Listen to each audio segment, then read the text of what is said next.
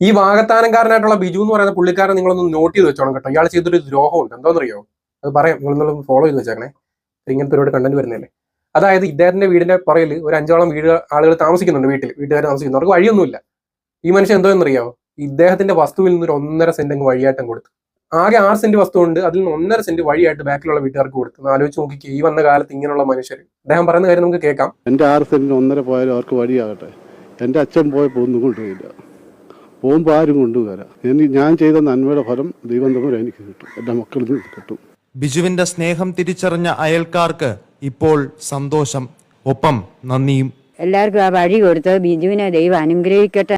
ഒന്നുകൂടെ പറയുന്നത് ഫോളോ ചെയ്യണം. കരിങ്ങത്തെ കണ്ടന്റ് ഞാൻ നിങ്ങളിലേക്ക് എത്തിക്കും തീർച്ചയായിട്ടും. ഇങ്ങനെയുള്ള മനുഷ്യരല്ലേ നമ്മുടെ സമൂഹത്തിന് വേണ്ടത്. ഇവിടെ സ്വന്തം സഹോദരങ്ങൾ തമ്മിൽ പ്രശ്നമാണ്. അവർക്ക് കിട്ടിയ ഓഹരിയിൽ ഒരു വേലിക്കല്ല അങ്ങോട്ട് നീങ്ങിക്കിടന്നാൽ അല്ലേ? അദ്ദേഹം പറയുന്ന കാര്യങ്ങൾ കേൾക്കണം. ഇങ്ങനെയാണ് ഓരോ മനുഷ്യരും.